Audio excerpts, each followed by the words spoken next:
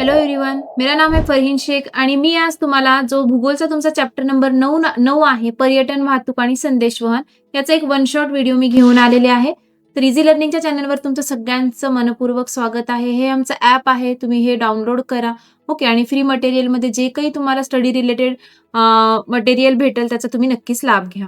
पर्यटन, वाहतूक आणि संदेशवहन जर ह्या धड्यामध्ये आपण पाहिलं तर या प्रकरणात आपल्याला भारत आणि ब्राझील या दोन्ही देशातील पर्यटन क्षेत्राचा विकास आणि वाहतुकीची साधने आणि आधुनिक संदेशवहन यंत्रणेचा अभ्यास आपल्याला या घटकामध्ये भेटणार आहे. पहा, आता इथं तुमच्या पुस्तकामध्ये एक म्हणजे बहुरेषा आलेख आहे, म्हणजे ब्राझील आणि भारताचं. त्यामध्ये आंतरराष्ट्रीय पर्यटक संख्या दाखवलेली आहे त्यांनी, भारताची किती आणि ब्राझीलची किती. तर 1995 साली कोणत्या देशामध्ये अधिक पर्यटक आले होते? तर 1995 जर पाहिलं आपण तर कोणत्या देशाचे आले होते? तर ब्राझील या देशामध्ये भारतापेक्षा अधिक आंतरराष्ट्रीय पर्यटक आले होते. 2000 साली कोणत्या देशामध्ये अधिक परदेशी पर्यटक आले? तर 2000 साली जर आपण पाहिलं तर 2000 साली सुद्धा ब्राझीलमध्ये जास्त पर्यटक आले होते.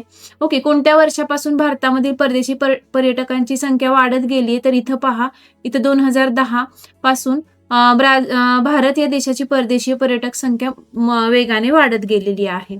ओके. नंतर 15 साली दोन्ही देशातील परदेशी पर्यटकाची संख्या किती होती? तर आलेखावरून 15 साली जर पाहिलं तर 13 दशलक्ष पर्यटक भारतात आले होते आणि 15 मध्ये ब्राझीलमध्ये 6 दशलक्ष पर्यटक हे भारतात आले पर्यटक हे होते. फरक जर पाहिला तर दोन्हीमध्ये 70 लाखांचा म्हणजे 7 दशलक्ष एवढा असा एक डिफरन्स निघत आहे. पहा, 2010 नंतर भारतातील परदेशी पर्यटक मोठ्या प्रमाणावर वाढण्याचं कारण काय? तर एक तर कारण आहे की वैद्यकीय पर्यटन मध्ये भारतातील स्वस्त आणि जागतिक दर्जाचं असं आरोग्य त्या सुविधांमुळे परदेशी पर्यटक हे उपचारासाठी भारतात येऊ लागले. शाश्वत पर्यटक विकास म्हणजे सरकारने राबवलेल्या अतुल्य भारत सारखी मोहिमेमुळे भारताची जागतिक स्तरावर एक प्रसिद्धी झालेली आपल्याला दिसते. व्यावसायिक पर्यटक मध्ये भारताची वेगाने वाढणारी अर्थव्यवस्था आणि माहिती तंत्रज्ञान IT क्षेत्रातील प्रगतीमुळे व्यावसायिक कामासाठी येणाऱ्या पर्यटकांची संख्या आपल्याला वाढलेली दिसते. सुविधांमध्ये सुधारणामध्ये जर पाहिलं तर वाहतूक सुविधा व्यवस्था, विमानतळ, हॉटेल या क्षेत्रातील सुधारणामुळे पर्यटकांना एक सुलभ झाला आणि प्रवास म्हणजे पर्यटक जास्त करून भारतात येऊ लागले. आता ब्राझील पर्यटनाचे भौगोलिक स्पष्टीकरण जर पाहिलं तर किनारपट्टीचा जो भाग आहे ब्राझीलचा विस्तीर्ण असा समुद्र किनारा ब्राझीलला लाभलेला आहे. तिथे पांढऱ्या वाळूच्या पुळण म्हणजे बीचेस आणि स्वच्छ असे सागर किनारे हे पर्यटकांना जास्त आकर्षित करतात. नंतर बेटांचं सौंदर्य म्हणजे निसर्गरम्य बेट आहे आणि ब्राझीलच्या पर्यटनाचे हे एक महत्वाचं वैशिष्ट्य आहे. अमेझॉनच्या खोऱ्यामध्ये येथे घनदाट अरण्य आहेत, विविध प्रकारचे प्राणी, पक्षी आणि निसर्ग उद्याने यामुळे जगभरातील पर्यटक ब्राझीलमध्ये खेचले जातात. प्रमुख शहरेमध्ये ब्राझिलिया ही ब्राझीलची नियोजित राजधानी असून तिची आधुनिक रचना पर्यटकांच्या आकर्षणाची केलेली आहे. पहा, केंद्र आहे. रिओ दी जेनेरिओ, साओ पावलो ही मोठी शहरे असून तेथे पर्यटनाच्या जागतिक दर्जाच्या सोयी सुविधा पण उपलब्ध आहेत. आर्थिक महत्व जर पाहिलं तर ब्राझीलमध्ये अनेक भागात पर्यटन हा एक महत्वाचा आर्थिक व्यवसाय बनलेला आहे.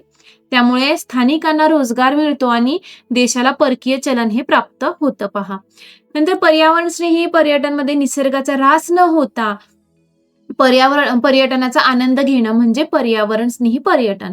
ब्राझीलमध्ये या प्रकारच्या पर्यटनाचा विकास मोठ्या प्रमाणात होत गेलेला आहे, जेणेकरून तेथील जैवविविधतेचे संरक्षण होईल.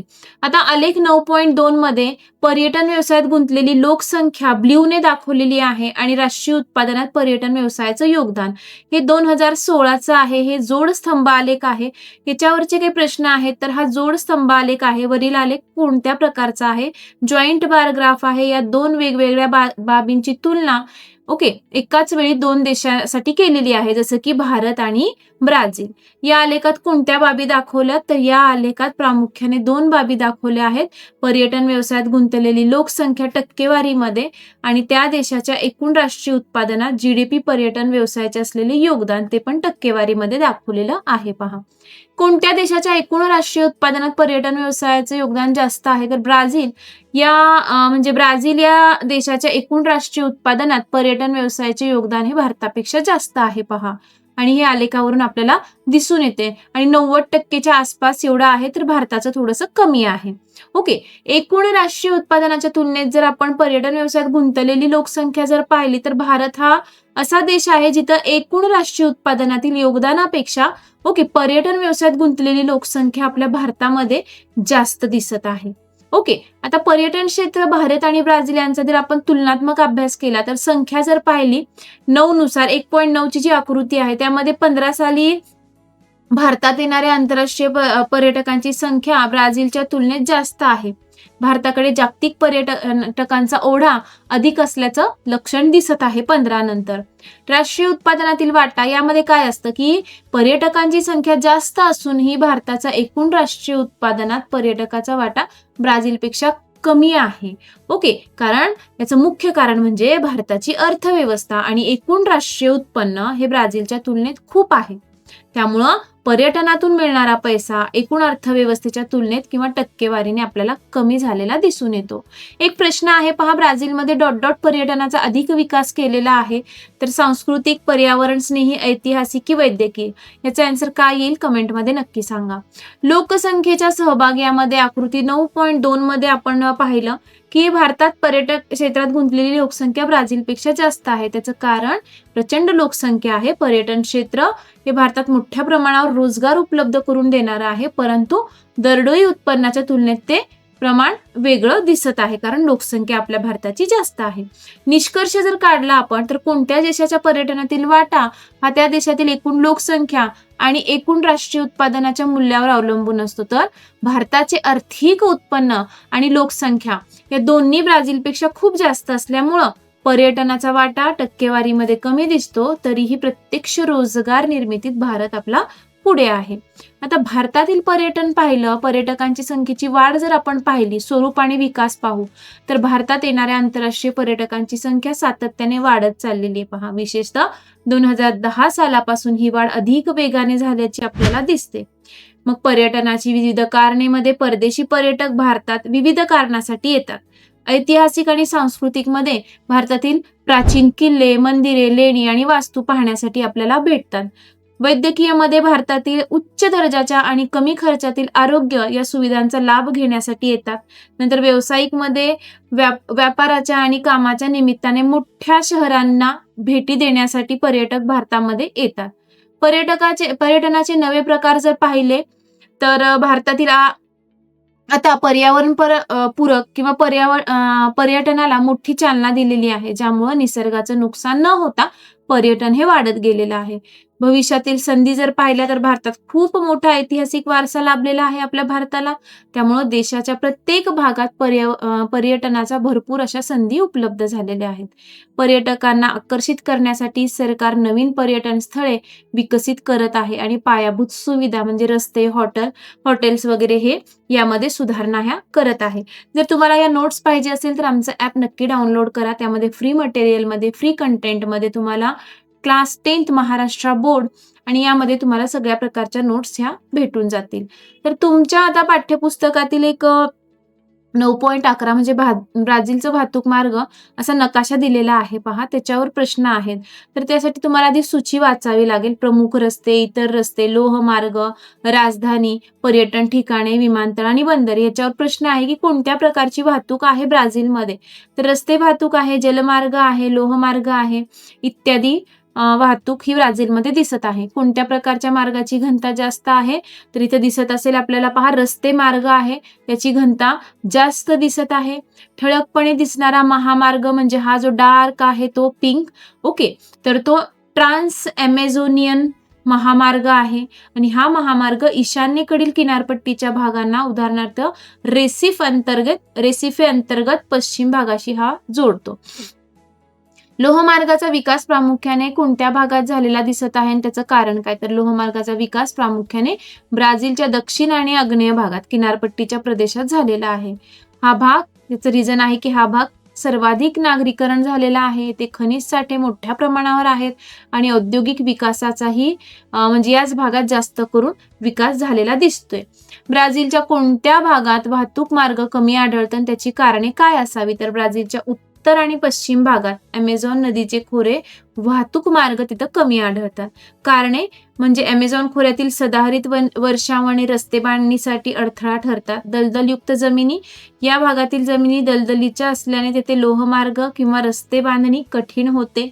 आणि प्रतिकूल हवामान म्हणजे अतिवृष्टी आणि उष्ण दमट हवामानामुळे हा भाग मानवी वस्तीसाठी कमी अनुकूल आहे. ब्राझीलमधील वाहतूक व्यवस्था जर पाहिली तर एक नंबर आहे रस्ते वाहतूक. तर सर्वात महत्त्वाचं साधन ब्राझीलमध्ये रस्ते वाहतूक हे सर्वात सामान्य साधन आहे. देशातील एकूण वाहतुकीत निम्म्यापेक्षा जास्त वाटा हे रस्ते मार्गाचा आहे. वितरणामध्ये रस्त्यांची घनता प्रामुख्याने पूर्व भागात जास्त दिसेल ब्राझीलमध्ये. आणि विकासातील अडथळेमध्ये जर पश्चिम भागातील ॲमेझॉन नदीचं खोरं, तिथलं घनदाट जंगले आणि दलदलयुक्त जमीन, इथं थोडंसं रस्ते मार्ग आपल्याला कमी प्रमाणात आपल्याला दिसेल किंवा तिथं मर्यादा आलेल्या आहेत. जलवाहतूकमध्ये जगातील सर्वात लांब मार्ग ॲमेझॉन नदीतून व्यापारी तत्वावर वाहतूक चालते. नदीच्या मुखापासून ते पेरू देशातील इक्विटॉस या ठिकाणापर्यंत सुमारे 3700 किलोमीटर अंतराची जलवाहतूक होते. हा जगातील अंतर्गत जलवाहतुकीचा सर्वात लांब पल्ला मानला जातो. दक्षिण वाहिनी नद्यामध्ये दक्षिण दिशेला वाहणारी पॅराना नदी, ती देखील जलवाहतुकीसाठी महत्वाची ठरते.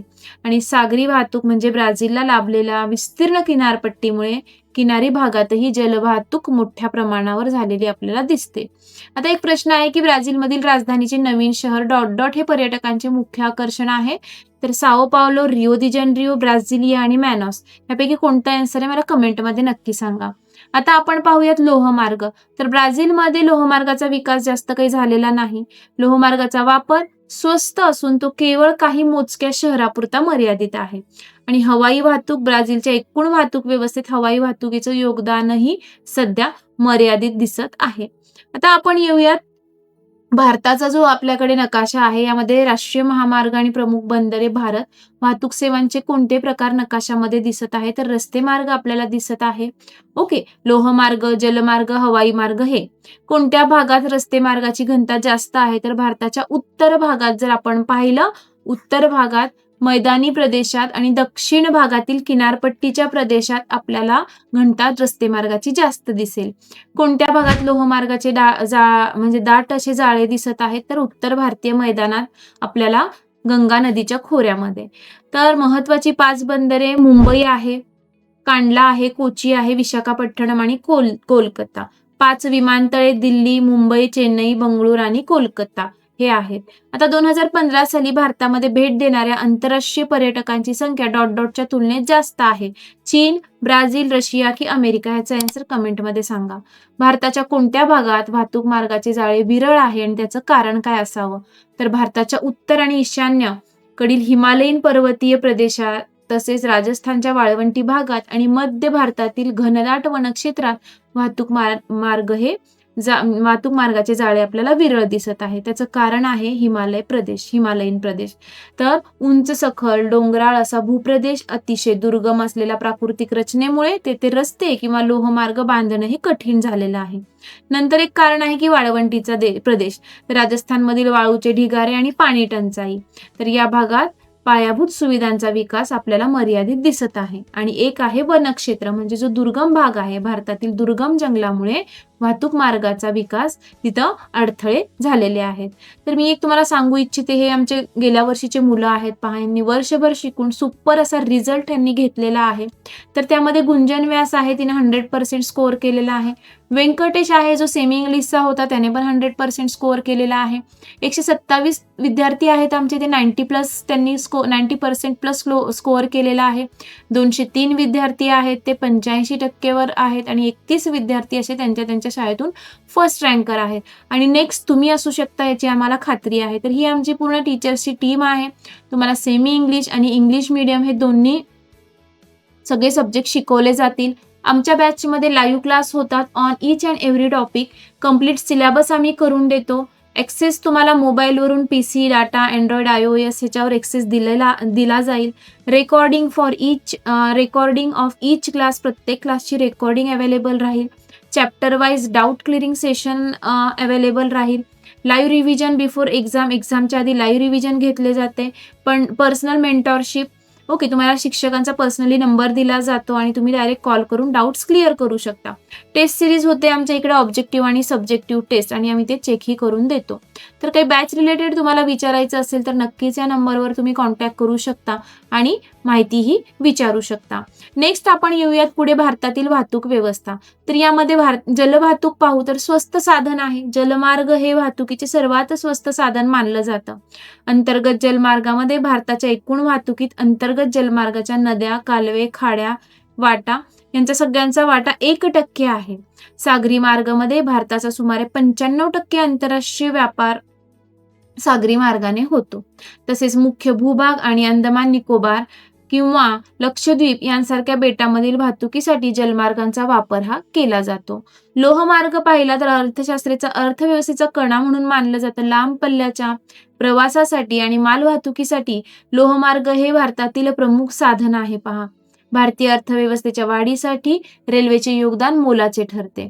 जाळ्याचे वितरण म्हणजे दाट जाळे जर पाहिलं आपण तर उत्तर भारतीय मैदानी प्रदेशात सपाट प्रदेशामुळे ओके आणि विरळ जाळे जर पाहिलं तर राजस्थानचा वाळवंटी प्रदेश, मध्य भाग आणि ईशान्येकडील डोंगराळ भाग यामध्ये थोडंसं लोहमार्गाचे जाळे हे विरळ आहेत.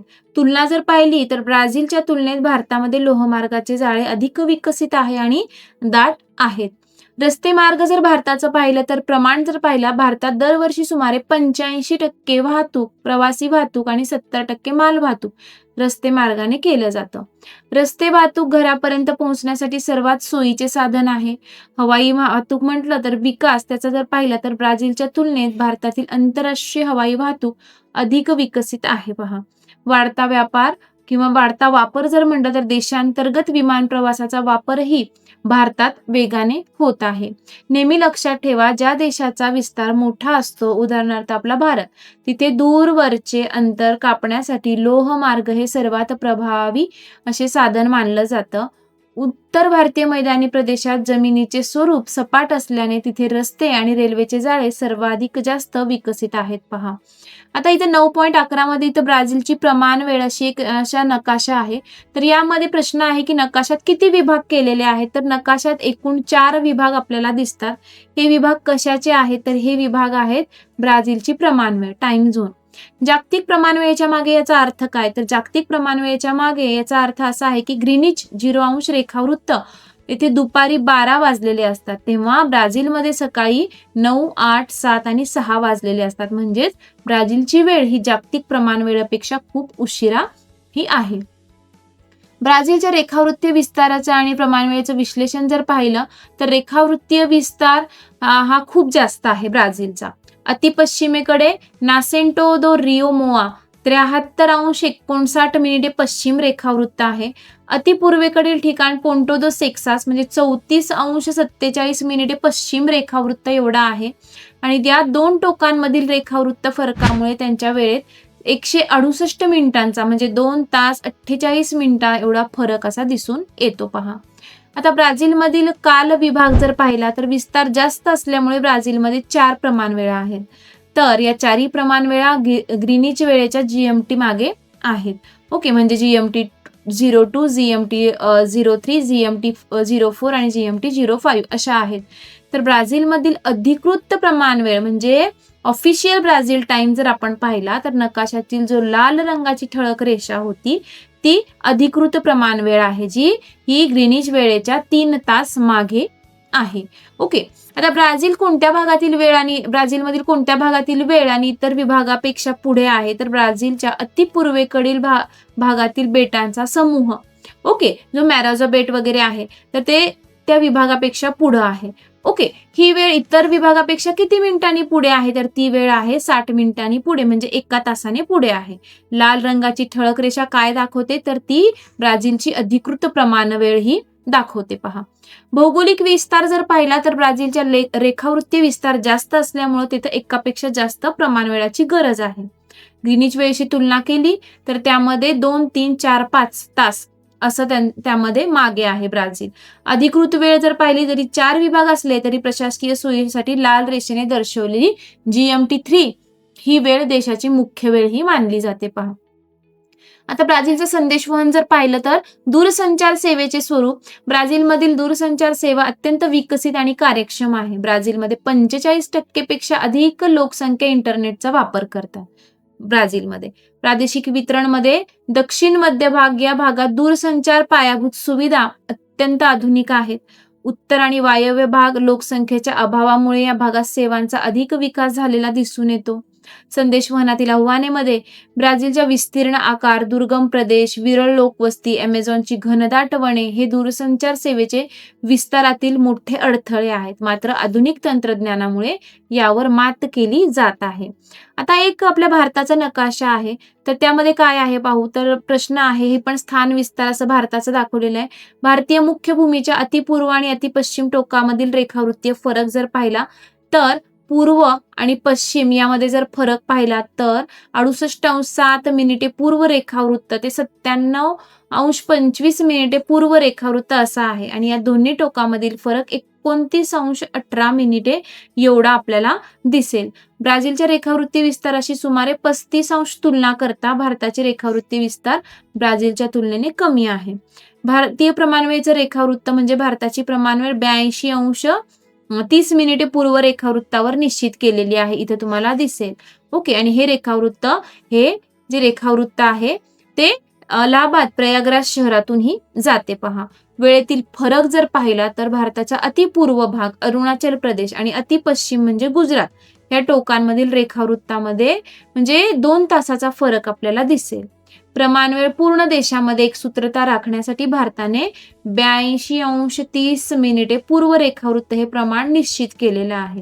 हे रेखावृत्त उत्तर भारतातील अलाहाबाद शहराजवळून जाते आणि जर जागतिक वेळेशी तुलना केली तर 5.5 तास ती पुढं आहे. तर भारताची प्रमाणवेळ निश्चित करण्यासाठी डॉट डॉट हे पूर्व रेखावृत्त मानले जाते. 80.30 85.30 82.30 की 29.30 याचा आन्सर कमेंटमध्ये नक्की सांगा. भारतातील संदेशवहन पाहिलं तर विस्तार आणि प्रगती. भारतात माहिती तंत्रज्ञान आणि संदेशवहन युगातील प्रगती वेगाने होत आहे. अवकाश तंत्रज्ञानमध्ये भारत हा स्वतःचे कृत्रिम असे उपग्रह तयार करणारा आणि स्वतःच्या प्रक्षेपकांद्वारे ते अवकाशात सोडणारा हा देश आहे. भारतीय अंतराळ संशोधनमध्ये इस्रोने आतापर्यंत अनेक उपग्रह आकाशात सोडले आहेत, ज्याचा उपयोग संदेशवहन, हवामान अंदाज आणि नकाशे तयार करतात. आधुनिक साधने, स्मार्टफोन, इंटरनेट, डिजिटल क्रांतीमुळे आज संदेशवहन क्षेत्राचा हा कायापालट झालेला आपल्याला दिसून येतो. तर तुम्ही मला आता लाईव्ह मध्ये पाहताय किंवा रेकॉर्डिंग मध्ये पाहताय. तुम्हाला जर माझ्याकडून लाईव्ह मध्ये शिकायचं असेल तर तुम्ही नक्कीच आमच्या बॅचमध्ये ऍडमिशन घ्या आणि असा रिझल्ट घ्या. 2 स्टुडंट आमचे 100% स्कोअर केलेले आहेत. 127 स्टुडंट 90% प्लस आहेत. 203 स्टुडंट 85% प्लस आहे आणि 31 स्टुडंट असे आहेत की त्यांच्या शाळेतून फर्स्ट रँकर आहे आणि नेक्स्ट तुम्ही असू शकता. तर काही बॅच रिलेटेड तुम्हाला विचारायचं असेल तर तुम्ही या नंबरवर नक्कीच कॉन्टॅक्ट करा. तुम्हाला योग्य ती माहितीही भेटून जाईल. धन्यवाद.